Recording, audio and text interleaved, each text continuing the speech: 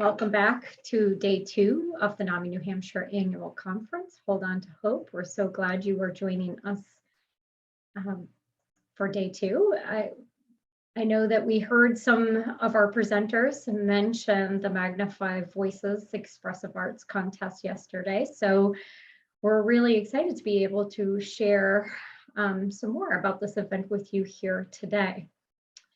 So for the past 3 years, students in grades 5 through 12 in the Granite State have shared their deeply personal stories and insights into youth mental health challenges through the Magnify Voices Expressive Arts Contest.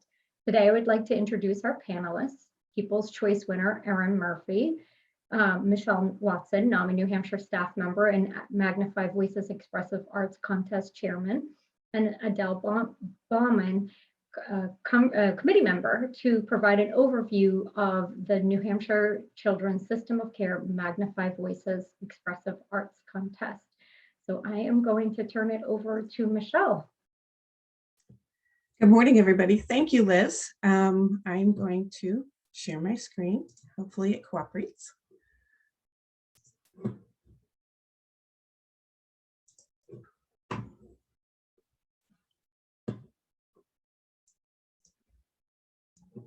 There we go.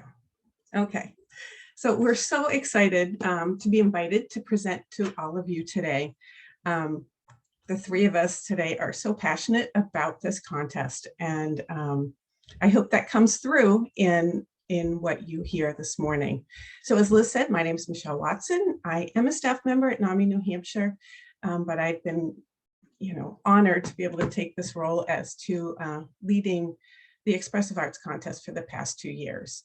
Adele joined our committee last year and really helped us to, I guess it's pun intended, magnify the scope of this project. It's been great. And Erin and her cousin Amy, who I believe is watching today, were the People's Choice winner last year, and as well as the excellence in production, and later you'll see why.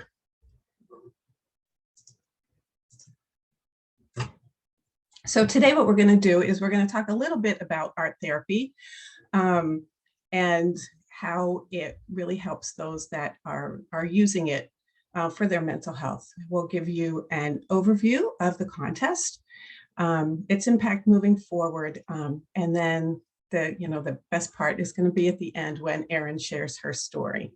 So I'm going to turn it over to Adele, and she's going to present next. Good morning, everybody. Thank you for joining us. So we go back to the beginning of time, right? In the written word that says, the aim of art is to represent not the outward appearance things, but their inward significance, all the way back to, ancient Greece with Aristotle. Which really, I think, nicely sums up the foundation of what we're working on here. Next slide, please. So what is art therapy? Next slide, please. So art therapy is a form of expressive therapy. So it uses a creative process of making art to improve an individual's physical, mental, and emotional health to create a stronger and more encompassing sense of well-being for themselves. Next slide. When did this become a psychological discipline? People have been relying on the arts for communication, self-expression, and healing for thousands of years. Art therapy began as a profession, though, in the mid-1950s or the mid-20th century, arising both almost simultaneously in English-speaking countries and European countries, so really in the Western part of the world. And early art therapists acknowledged the influences that they began to see within their practices for aesthetics, psychiatry, psychoanalysis, psychotherapy, rehabilitation in several different ways, early childhood education, and just noticing a difference from general art education as well. Next slide. So the purpose of art therapy is one of healing.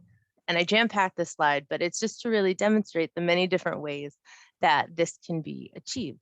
So it has been successfully applied to clients, as I said, with mental, physical, emotional challenges. And really any type of visual art, any medium of expression of feeling, it can be utilized within the therapeutic process to achieve positive outcomes for clients. But it's not limited to painting, drawing, sculptures, photography, digital art, music, dance, writing, really just any sort of movement and demonstration on how you feel. Next slide. So art therapy in the brain. So what's going on? Like, it may sound like, oh, that sounds right, but it's like, why? What's really happening inside of ourselves? So art therapy improves cognitive and sensomotor functions, but through it fosters a real sense of accomplishment. So that improves the communication between your limbic system, so your emotional center, and your cerebral cortex, so your reason and functioning. It helps to bring those closer together for your own understanding within yourself. And these activities can activate dopamine, which I think many folks have always referred to as that feel-good chemical in our brain, which provides an overall improvement in one's drive and concentration. So it really allows the brain to utilize mental and visual imagery, which fosters a higher awareness for the client to observe and analyze the world around them, which really then lays the foundation for critical thinking. So the way that our mind and body connects, you wouldn't necessarily think, oh, art therapy, critical thinking, but that's what's really happening within there. So there's nothing that isn't already inside of us that's happening, but it just triggers this body response that brings you these other benefits through what it is that you're doing and working on. Next slide, please. So making art is different than merely viewing art. I mean, viewing art still can have a positive impact and create some of the stimuli that we're talking about, but just through the act of expressing yourself within this way can increase the functional connectivity in your brain with an enhanced reaction, as we had said, through the tone of your visual cortex. So art therapists can support a client to process trauma through this free form of art expression, to encourage discussions, to look inside oneself for meaning and insight, because there are times when we simply just don't have the words, but you can sort of let your body go on autopilot, create something, and then look back and be like, oh, I'm starting to see into myself a little bit more clearly. So that's how clients are able to examine feelings and thoughts about trauma, let's say, by literally creating a mask or drawing and feelings and discussing how those are being expressed. And this enables a client, you can almost make a pictorial or graphic timeline of your own history through this form of expression. Next slide, please. So what are our demonstrated positive outcomes? It hits all of the major boxes that I think we're all working towards in all of our work for reducing psychosocial stress, anxiety, and depression, and increase for the client's self-esteem, self-awareness, improvements in memories, creating emotional resilience, enhancing one's social skills and connections with others, because it always comes back to relationships, and those relationships can be with ourselves as well as with the outside world. And strengthening a mind and body connectedness only helps to secure a foundation that any of us use to continue to walk through the world. Next slide, please. So why does this matter to me so much in all of the work that we do? This is really, this contest is one area that really hits close inside my heart. Adolescents and school age kids are just what I've always focused on trying to help and support as an adult in my social work. It really comes down to one of the only absolutes I ever use in life is that every adult was once a child. So if we can take the foundation from one's childhood, it can really change and offset negative outcomes or trajectories throughout the lifespan of a single person. So why not focus now? But even beyond that, for this particular form of expression, as it says on the card there, that trauma creates change you don't choose, but healing creates change that you do choose. And I really, really love that, because there are things that happen throughout life that are beyond our control, that we didn't ask for.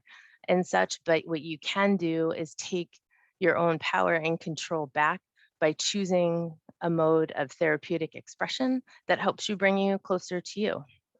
And art therapy, sort of in summary, can provide a number of mental benefits aside from what we've already discussed. Studies have shown that dementia patients who make art are happier, more social, and less depressed.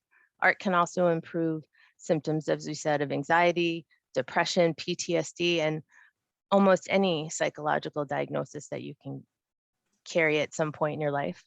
Art therapy can be used to improve cognitive and sensomotor functions, as we said, self-esteem, self-awareness, resilience, insight, and the social skills that I think are a challenge for a lot of us through adulthood, but absolutely through your adolescent stage of life as well. And so creating art boosts that self-esteem and can provide a sense of accomplishment in adults and children. It produces dopamine, which makes people feel good, increases that drive, improves concentration. And when you finish a creative project, you feel a boost of dopamine that gives you that sense of accomplishment and can help you spur into whatever is next for yourself. So when art therapy is combined with talk therapy, it can help people process through some strong emotions. And that increase in self-awareness is really where you get that boost of self-worth from, and a reduction in the symptoms of stress and anxiety and such. So it's a great way to express your emotions without words and process complex feelings and find some relief, which at the end of the day, I think is what we're trying to support all the folks that we work with to get to. So studies show that painting, for example, can enhance cognition in multiple ways. It can spur that emotional growth that we've been talking about, reduce the risk of cognitive decline, boost memory, and provide many other powerful benefits. Art therapy works, as I said, to heal anxiety, which has really been something that I've had to use myself throughout different stages of my own life, because it really can help you feel a greater sense of calm, and just again, getting that self-awareness increase, getting to know yourself better. So it really is a transformative treatment option for those who are seeking help from anxiety disorders and other things. And art therapy has an impact on brain waves and brain patterns and your emotions within your nervous system, and can actually, they've found in studies, raise serotonin levels. So research has proven that arts develop neural symptoms that produce a broad spectrum of benefits, ranging from fine motor skills to creativity, and again, back to the improved emotional balance. So making art can also reduce stress and negative emotions, creating an experience that is oftentimes discussed that it mirrors the benefits of meditation. And also, again, for dementia patients, which I won't say too much at because that's not my true area of strength, but I, in doing some research for this, kept coming across how creating art and listening to music enhances the cognitive abilities in memory, especially. And that is part of where patients that are battling that are able to find some release and some memory and some sense of themselves before what their current situation has rested before them. So, and even things like crafting is such an outlet for personal expression, as it helps to pass the time, but it can also help to reduce anxiety, improve mood, and increase happiness, which all can help find any depression. I actually have a dear friend who's been recently diagnosed with cancer, and she is crocheting like a rock star. And she is finding that just all of that, since she can't necessarily control what she's feeling inside, it really helps her to feel lighter and find more stamina and strength for the battle that lays ahead through simply creating scarves and pot holders like nobody's business. And so the beneficial outcomes when it comes to the matters of art therapy and self-expression are truly only limited by our imagination. So if you can imagine it, you can make it, and then you can feel something great about yourself. That's all. Thanks, Michelle. You're welcome. And I'm just realizing I've got some videos to share and I forgot to click that button. So I'm going to stop sharing just for a brief minute. And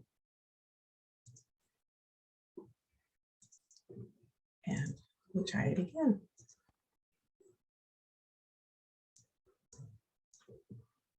Okay, so sorry about that. Okay, so As a committee, we're trying to determine what the purpose of this contest is. And as we've grown each year and progressed each year, the submissions that we've gotten really have become so much more personal. And we want to share those both with the folks that are at our celebration event, which I'll talk about in a minute, but also for the individuals, to make sure that they're safe. And we know how important safe messaging is. And so we just want to keep that in mind as we go through. And I'll share one of the dilemmas that we had last year around that. So what we've seen a lot is this outer self and inner self come through in what people have shared. And this was actually from 2 years ago, and I just loved it. So I want to talk a little bit how Magnify Voices started. Back in 2019, which seems so long ago, before we knew anything about the pandemic, there was a collaborative called the Children's Behavioral Health Collaborative, and we had a communications committee. And one of the things that we were tasked with was coming up with events for May around children's mental health awareness. And so we came up with this idea for a video contest. And that's really where it started, as a video contest. And as we got closer to launching the contest, we thought, well, it shouldn't just be about videos, because not everybody can do a video. So it became a video and writing contest for year one. And we anxiously awaited for submissions to come in, and we actually got about 49 that year. And during 2019, Dartmouth Hitchcock was actually hosting a youth summit at the Grapponi Center for high school students throughout the Granite State. They invited 4 students from every single high school, public and private, to come together to talk about issues that our youth are facing. It included mental health, it included suicide, eating disorders. There were a whole number of them. And the messages that they shared were just amazing. And it gave us the opportunity at the end of that day to have a celebration event for the contest. So that was our first celebration. Then year 2 comes, and oh yes, that's 2020.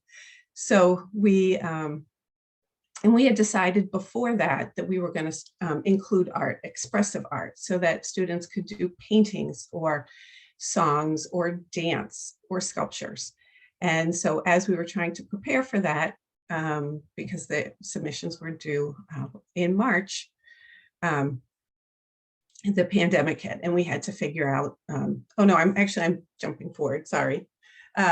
We had to figure out how to share their messages. And so we did a Facebook Live event. Last year, we knew that we were going to have issues trying to figure out what to do. And we weren't sure what people were going to share. And so last year, the first 2 years were, there were some personal stories, but they were really more about messages around stigma and awareness. And they were great. But last year, they became very, very personal, and talked about inner struggles. And we received a lot of art. And so we were able to have an event, which I'll show you in a slideshow in a few minutes, to celebrate all the work that the students have done. So as I said, Magnify Voices started in 2019. We've had 180 entries to date. That includes the ones for this current year. We've actually had the judges judge everything. I just haven't tallied everything up yet. The contest is for New Hampshire youth in grades 5 through 12. And they're invited to submit their creative pieces with their experiences of mental health, or just even what they want people to know and to share. We have been fortunate to be able to offer cash prizes to the top 10 finalists. So what happens is we have a panel of judges, and the committee members are all thrilled that we have this panel, because it is so hard to judge these works of art and the videos, because they're all amazing and tell such personal stories. It's really hard. All of them are worthy of a prize. But we do have the panelists judge them. The top 10 finalists receive a $250 cash prize. And then at our celebration event, the people that are there in person or live stream will vote for the People's Choice Award winner. So if you were here yesterday at the conference, you met two of our judges for this year, Kid Governor or former Kid Governor Charlie Olson and Dr. Allison Roy. We've had a great panel of judges. Former Chief Justice John Broderick is a judge. So it was really pretty amazing. And the comments we got back every time is, oh my gosh, these are all so good. I cried throughout. I want to hug each one of them. Adele and I cry every time we do a presentation. They're just amazing. And so this year we are having another celebration event, and it's going to be the biggest and best so far. It will be at the Tupelo in Derry, New Hampshire. This year it's going to be indoors. Last year it was outdoors for their drive-in experience. And the other thing that we're doing this year that we are so passionate about is we're going to display everybody's submissions. We're putting them up on like 16 by 20 foam core boards, and people that attend the event will be able to go around and look at every single submission. We don't tell the students who won before that night. So it is like an Academy Awards or a Grammy Awards. So we hope they all can be there in person. If not, we work out other details. And then we announce the finalists and bring them up on stage. So it's really quite a special event. So now what I'm going to do is show you one of the videos from last year that was entered. And it was very timely, and you'll understand why in a second.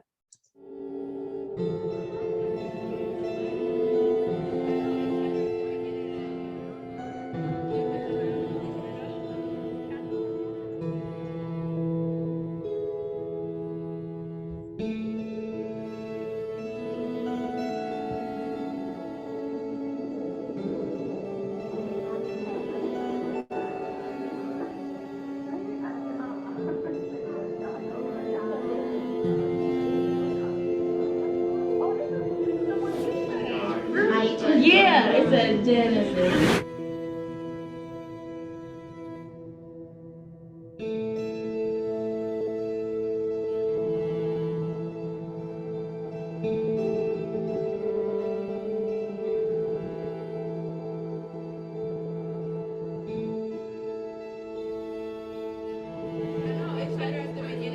Very good. Are you ready to present?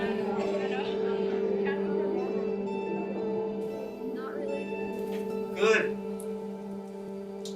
Whenever you're ready, okay?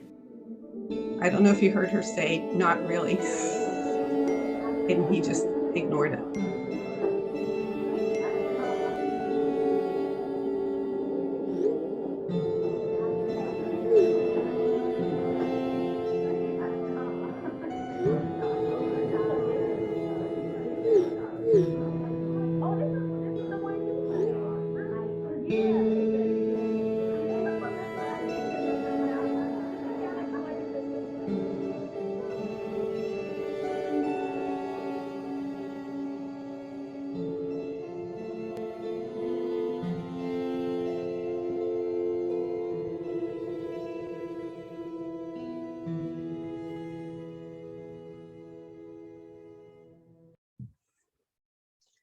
And that one was entitled Everyone Wears Their Own Mask, which I forgot to say at the beginning. And I can see Adele rubbing her eyes again.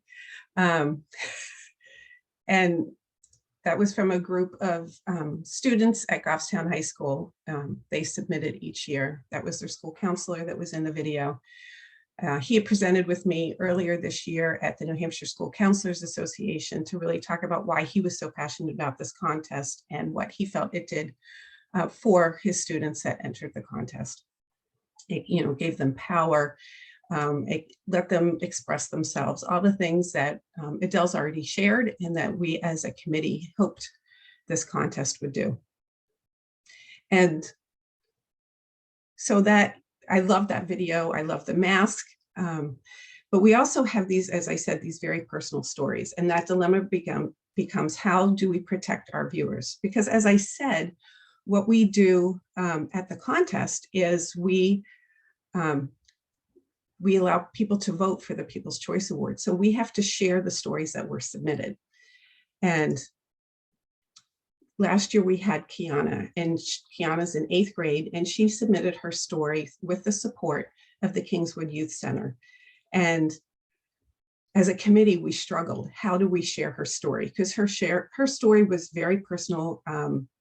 In places it was graphic. She talked about self-harm and her suicidal thoughts, but it's her story and her strength to share it. And when it became really apparent to us that we as adults who have not do not have this lived experience of sharing our feelings in a way that our youth are able to now, we're not the best at judging what they're able to cope with and to hear. And it became very clear when Kid Governor Charlie arrived at the event. And as I said, he was one of our judges, and he's so excited and so enthusiastic, as I'm sure you saw yesterday. And he said, who am I, which awards am I giving out? And I showed him it was Kiana, and he was so excited. I'm so glad she won. Her story was so powerful. And I looked at his mom and I said, he read this? And she said, yes, we looked and read everything together as a family.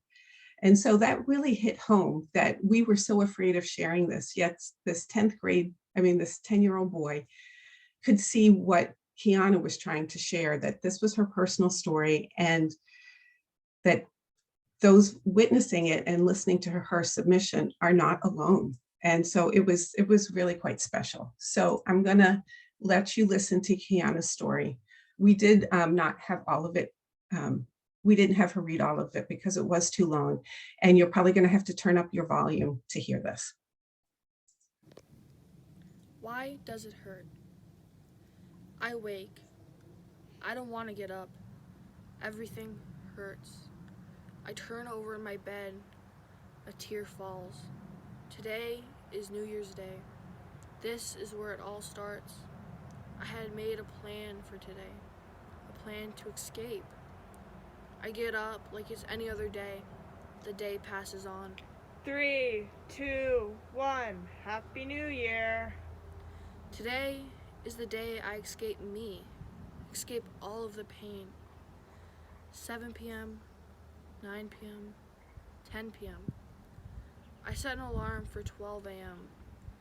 I pack a bag, grab a picture of my family to remember the ones I love and the ones I used to have. My alarm goes off. It's 12 a.m. It's time. Time for everything to change. The tears sting my face. I grab my bag and sneak downstairs. I tiptoe past my sleeping Nana and into the kitchen, where I place my note. I open the front door and shut it quietly. It's so cold, I can see my breath. This is it. I take another step, then another. Is this really happening? My heavy bag bounces as I walk down the road. It's dark. So dark I can't see. I can't see my hand in front of my face.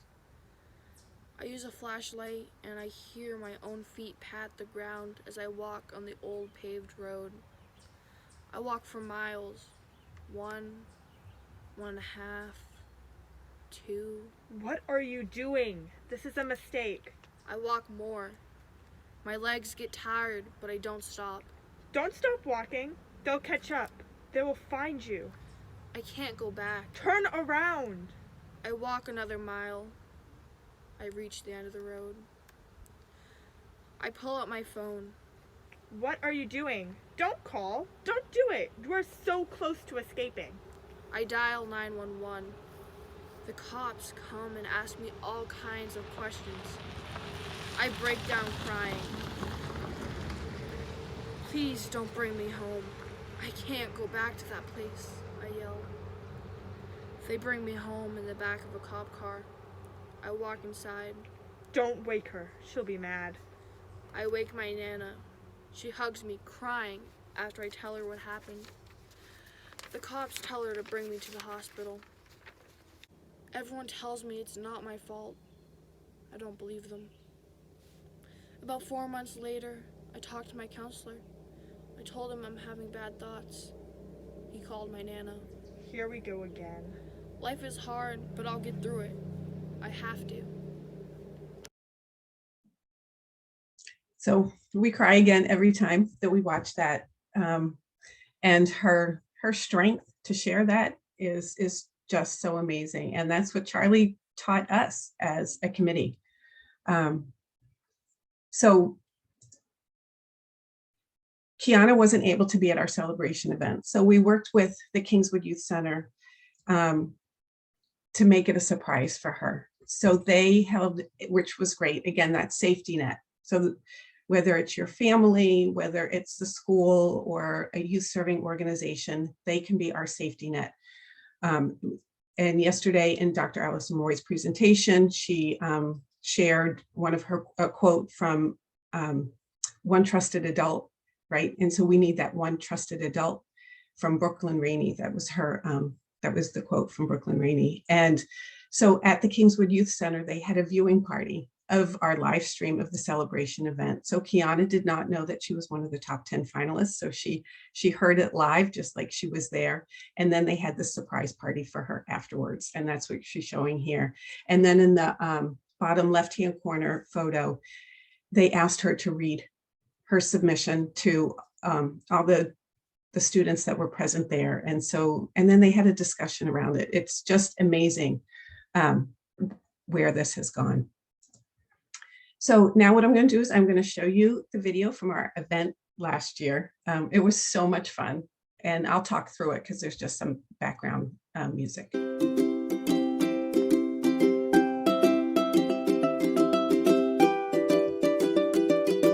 So it was drive-in style and a big event for everybody. We had lots of resource tables. And everybody just set up their chairs to watch the show.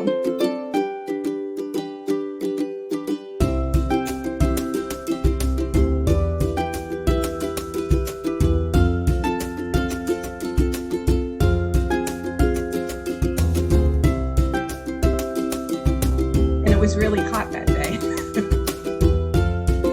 So Dr. Cassie Yackley was our keynote speaker, as well as one of our judges. There's Kid Governor Charlie.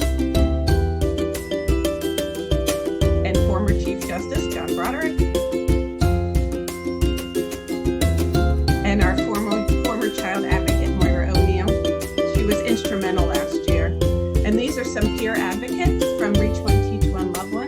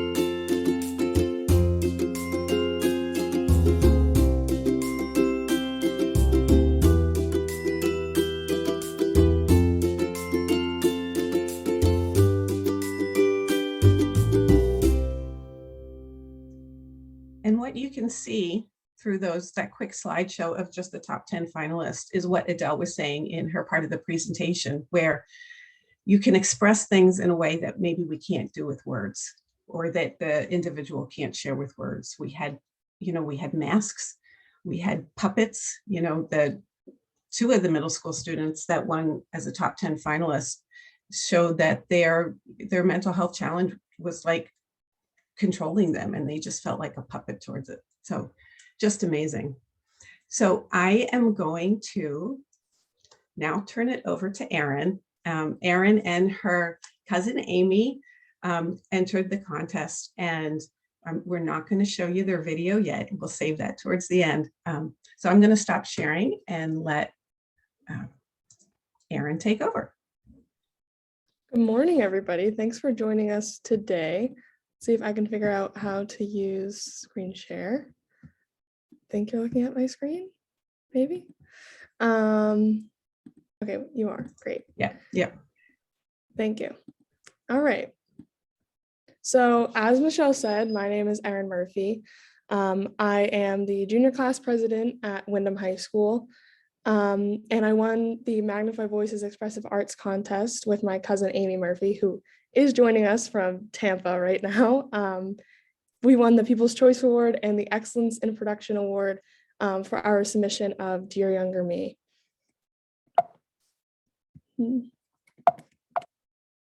Okay, sorry. This is Amy. Amy is now a freshman at the University of Tampa, but at the time we submitted, she was a senior.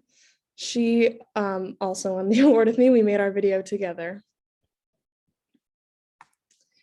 So the biggest thing that I want to kind of get across is this idea of the butterfly effect, which right now is not going to make a lot of sense, but hopefully by the end, you'll be able to fill in these little dots in between that kind of give you a little picture to my story. But it all starts in 2018 on a day that I wore pajamas to school. And now here we are speaking at the NAMI New Hampshire's annual conference. So my mental health journey started when I think most people's did in the dreaded years of middle school. Times that are confusing and difficult. For me, that was started in 8th grade. I had been struggling for a long time with suicidal ideation and self-harm. I didn't really feel like I was worth anything. And I mean, I was 13 years old. I wasn't making dinner for myself yet. Still not. I couldn't drive a car. I couldn't do I hadn't gone to prom yet. Like all of the wonderful things you look back on in childhood, I hadn't even started. And I had already made this huge decision for myself that I wasn't worth it. So one day I decided I've had enough. I'm not doing it anymore. It's exhausting. I can't do it. And the way that my depression had manifested itself was through the difficulty in taking care of myself. So I went to school one day with my hair unbrushed, and I have very curly hair, so it's very noticeable. And I wore my PJs. And we were only a few weeks into the school year, so I didn't think I had a connection with my homeroom teacher at this point. But pretty much the second I walked into his classroom that morning, he asked me to step out into the hallway and asked how I'm doing. Which this moment, I felt myself realize that I wasn't as good as I had been showing other people. And I needed help. So I walked downstairs and I told my guidance counselors that I wasn't doing well. And from there, I was admitted into inpatient care at Hampstead Hospital.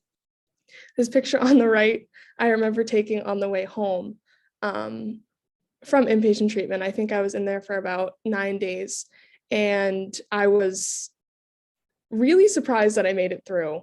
So I took a selfie in the back of my dad's truck to remember the moment. And now I look at it and I'm just like, wow, that is a completely different person. So after inpatient care, in order to go back into school, you have to have a reentry meeting with the school. And usually you have your guidance counselors there, maybe a mental health counselor or anyone there who's pivotal in your mental health at the school is going to be at this meeting. So I walked in, and the only people at this point who knew where I was the last week were my parents and my siblings, and my aunts and uncles, who I was very fortunate to have come visit. And during the first thing they asked me when I sat down was, what are you going to tell the other kids? And at that point, I hadn't thought of it, because I guess I didn't realize that I was almost expected to lie about where I was the last week, instead of just saying, you know, I had to get help. I wasn't doing well. So we sat there for a while and brainstormed some ideas. And the best one that we could think of was, I spent the last week in the White House. Now, I don't think anybody believed that. But in my brain, it was better that they thought I was in the White House than in inpatient care. And I think this was the first time that I experienced or realized how aware or how real the stigma that surrounds mental illness is. To not even have the option to tell people where I was, instead of saying, hey, Erin, how are you going to present your story to other kids? It was, what are you going to tell them? Do you need help coming up with something? And to me, when I'm not doing well, you already feel so powerless. Your brain is something that you want to be able to control. Your emotions is something that affects you physically, it affects you socially, and you want to be able to just control what your emotions are. So to feel powerless and then go into a situation where, you know, you're supposed to be able to trust those guidance counselors or trust those people, and they don't give you the power back in your recovery is a really hard place to be in. But eventually the lies were exhausting. And I think everyone has that one moment where you're like, the person that I am presenting to other people is not who I am anymore. And I remember that moment, and I just decided that it was time to start advocating.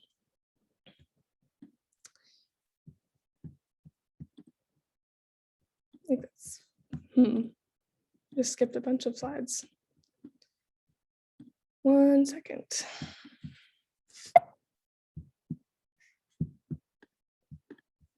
I can't get out. Oh, there we are. Okay, I'm sorry about that. It's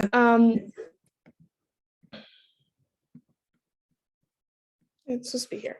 Okay, so I started on social media, and I started just posting stories of little affirmations that would help the person seeing it, or my goal was to help the person seeing it see little messages. So these are some of the first ones that I started with. I'm happy you are here. It's okay to ask for help. You aren't fighting alone, I promise. And your body needs fuel. You deserve to eat. I still post this stuff all the time on my social media, but now it looks a little bit different because most of the people that follow my social media are aware of struggles that I've had in the past. When I first started, I think it just kind of came out of nowhere. Like, I never once said that I had, struggled before with suicidal ideation, or that I had known people who have lost their lives to suicide. All of that was still not being said, but I had started to advocate in this little way. So that brings us to Amy and I, the start of quarantine, and we have always edited videos for our family. We edit vlogs of summer and trips we've gone on. We have all captured on video. Amy was a senior at Salem High School last year, and they have an incredible curriculum surrounding video editing. Her teacher, Chris Hazel, was a pivotal role in our ability to make our video. He taught Amy a lot of what she knows. And then I was lucky because Amy taught me a lot of what I know.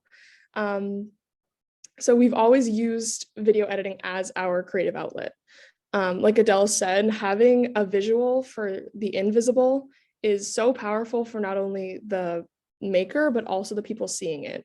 It kind of makes things make a little bit more sense. And sometimes you don't have the words to explain what's going on in your brain.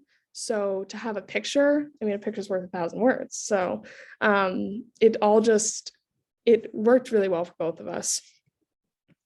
So that brings us to Dear Younger Me. These are some of my favorite pictures that I don't think I've ever seen the light of day, but these are behind the scenes of us filming Dear Younger Me. And it started, we heard about the video on social media. We heard about the competition on social media from a past winner at Amy's school. And she had been posting about it, enter it and come up with some creative thing to represent what you're feeling. So I remember we were driving in the car and I was like, Amy, this is the time that we make a video that's bigger than just our family. And we wanted it to have a huge impact. So it took us a while to land on the idea, but I had been learning a lot of DBT strategies with my therapist. And one of which was writing letters of reflection to your younger self. Every single letter starts with Dear Younger Me. And I would just kind of update my younger self about the progress that I've been able to make. And it allowed me to reflect on the growth that I've had. And, you know, at times when you feel stuck, you can still look back and you're like, wow, I have done all of these things that I never thought I would, like going to prom. I'll write one on prom day. Getting my license, like I wrote one there. So in the video, you'll hear Amy and I and us reading our videos, as well as my sister Maddie, and then my friend who wrote their letters and then read them for our video. So when we sat down, we wanted kids to look at it. We wanted kids to watch the video and see that life is worth living. There are so many reasons why. We wanted adults, we wanted everybody to look at it, but we also wanted adults to look at it and realize how real mental illness is in kids. It's just as real and just as valid as those of adults. Even though our stresses and difficulties may look a little bit different, they're just as valid as those of adults. So award show day, Amy and I ended up winning the Excellence in Production and the People's Choice Award that day. And since then, our lives look completely different. These are just some of my favorite pictures from award show day. This is me and Amy. This is my whole family. I was very fortunate that my family is my safety net. They're the people who have always been there, not just Amy, but my parents. My sister Linz is in the audience, visiting from Durham. I have always had just an incredible support system. Whether or not I realized it was one thing, but I have always been fortunate to have an incredible support system. And I think Amy would agree with that. Yeah. These are just some ways that life looks different now. I ran for class president this year and I won. Michelle and I presented my story to Governor Sununu.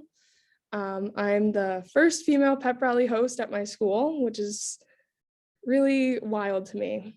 Last summer, I started a fundraising team named For You, which was dedicated to anybody who has lost somebody to suicide, to those we have lost to suicide, or those who have struggled with suicidal ideation themselves. Individually, I raised just under $4,000 and our team raised just under $10,000. At the time of the walk, we were the top fundraising team and I had the top individual fundraiser.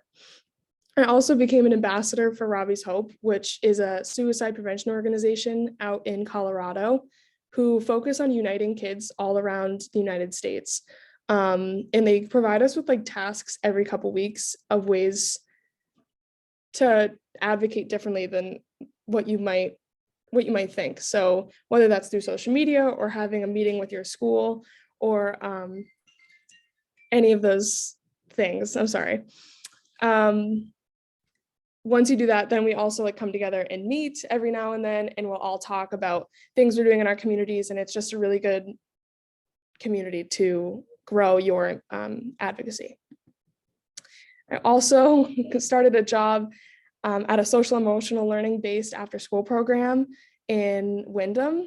I absolutely love it. The kids are some of my favorite people I've ever met, and just watching them all grow and understand how to communicate their emotions and how to talk about them or how to feel their emotions in a safe but productive way has been wonderful.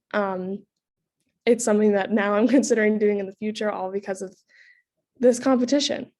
I also was a guest on the From Survivor to Thriver podcast, which is hosted by Eric DeRosa and Mark Fernandez.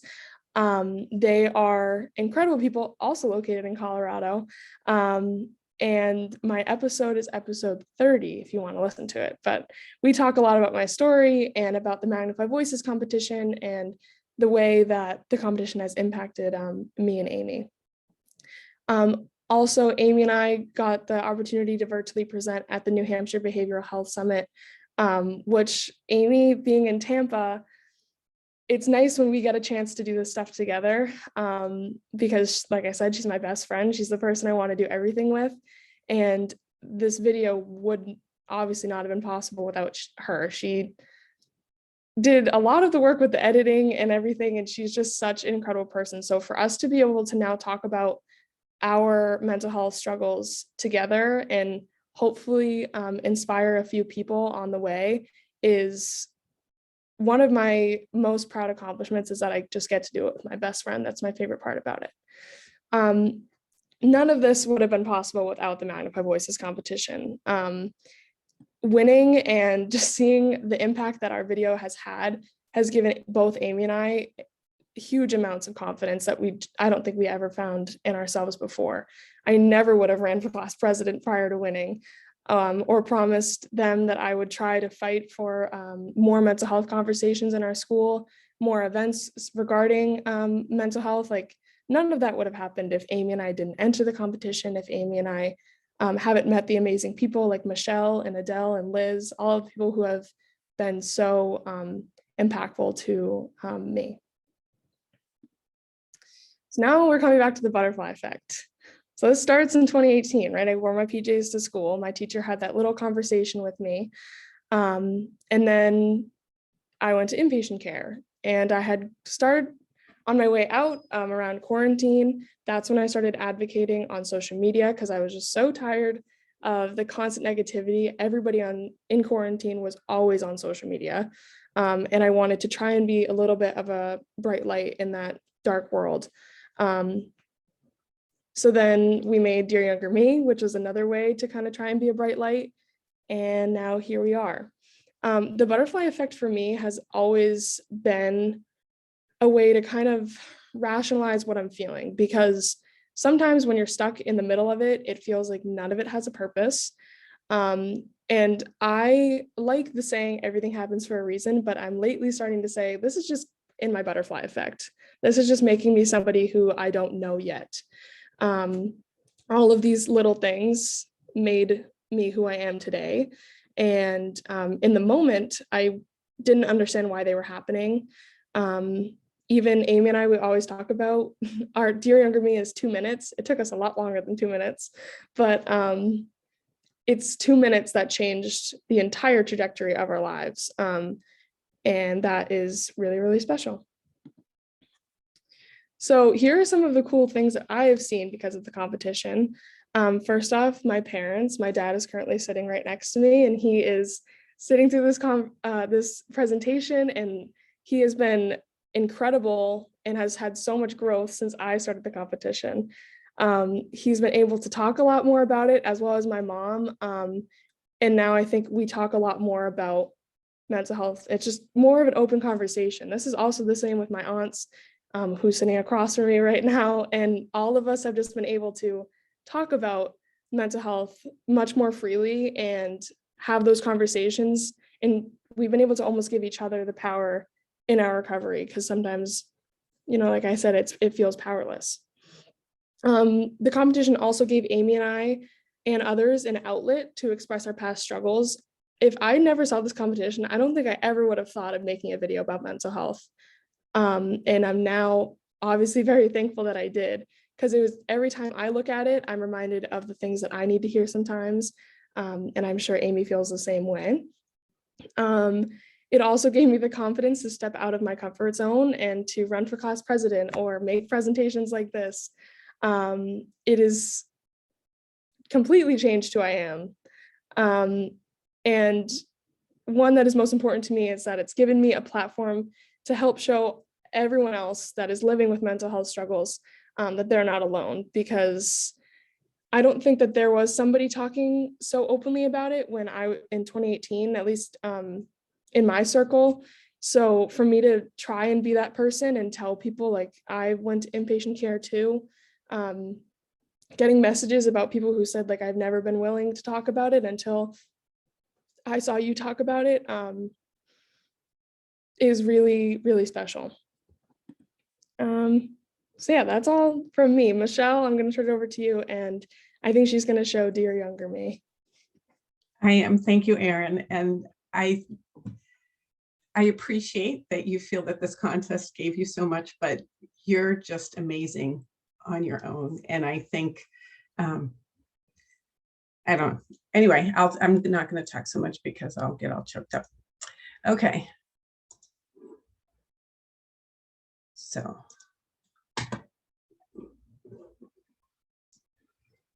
I just have to move my screens over again, sorry.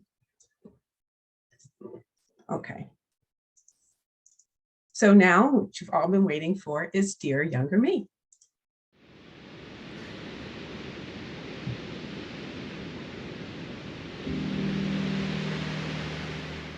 Dear younger me, I know there was a point in time when staying wasn't a realistic thought, and there were nights that felt like they could have been your last. But as time went on, you realize that life goes on. Everything is okay now because you were resilient. You stayed.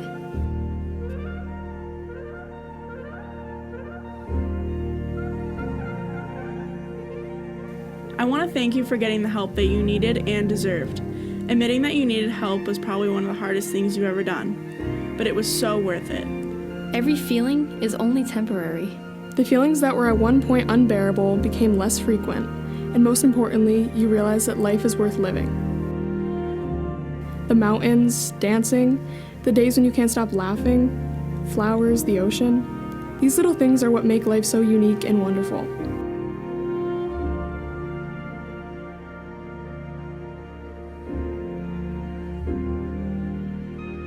The truth is that bad thoughts are inevitable. They're not unavoidable, they're totally normal. People do care about you and want to be there for you, and you will find those people. I promise things will get better. Your biggest, most important relationship is the one you have with yourself. I'm proud of you for asking for help and taking the first step. And yes, it is hard, and that's no secret, but you did it. Thank you for holding on one more day. Thank you for realizing you have a purpose. Thank you for finding trusting people to talk to. Thank you for growing from moments that felt like the end. Thank you for finding the little moments and holding on to them. But most importantly, thank you for staying.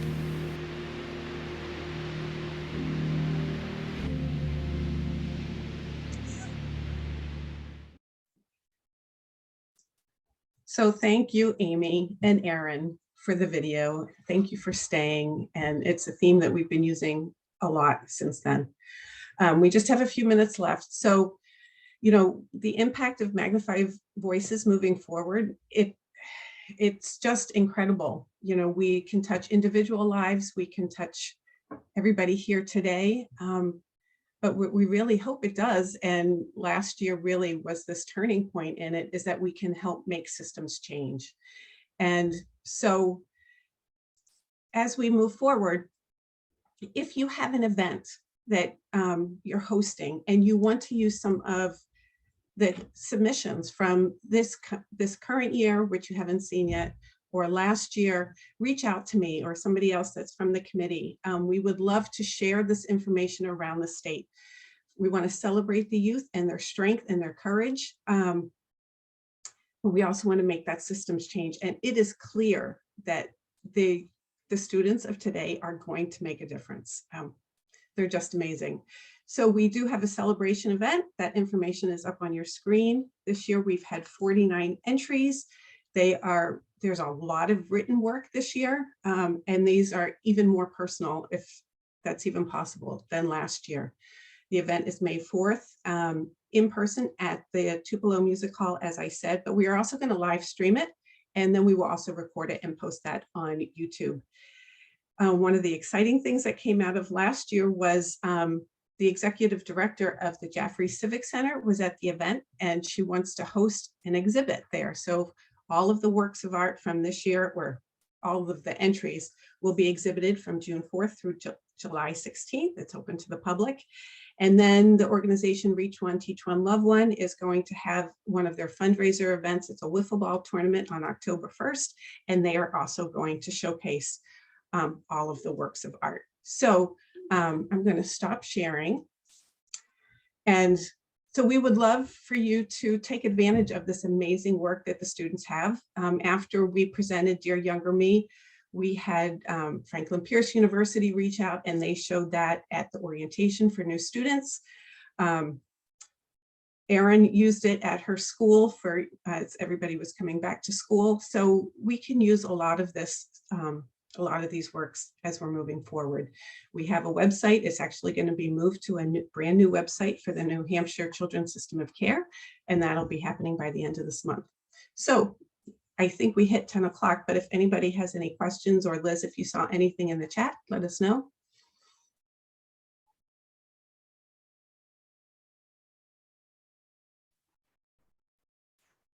Okay, so there are some amazing comments coming in through the through the chat. I'm sure you're able to see them, Erin. There was one question over on Whova. Let's see. Is all the art shown in this slideshow from past entries? They're so meaningful. So we didn't see all the work. Is that correct, Michelle? That's correct. So what you saw here was the top 10 from last year and then one from the previous year from 2021. But we are going to have on the website everything that is submitted this year that'll be posted after our event on May 4th. Okay. And I don't think that there are any questions, just many, many comments about Erin, of course. Sorry, Adele and Michelle, but No. I'm sure that both of you are okay. That's why. That. That's why we had Erin go last. Which we I don't knew know.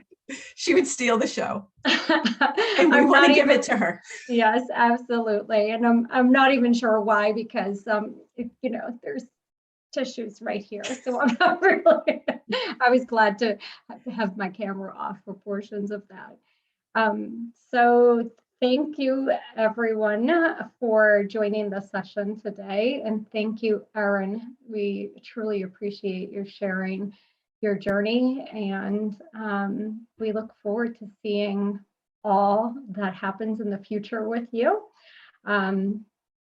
So as mentioned, there is an email evaluation that will come to your inbox. Please take a moment and complete the evaluation. The recording of this session will be available on Whova for the next 30 days and then on the NAMI New Hampshire YouTube page. Head over to the community boards and chat. And Erin, I would love to be able to share that, that podcast episode with our community. I think that that would be something that folks would really appreciate. And next up, we have the New Hampshire Rapid Response Access Point, Hope for Those in Crisis, is coming up at 10:30. So we will see you all back here then. All right, take care, everyone. Thank you. Thank you, Liz, for the opportunity. All right.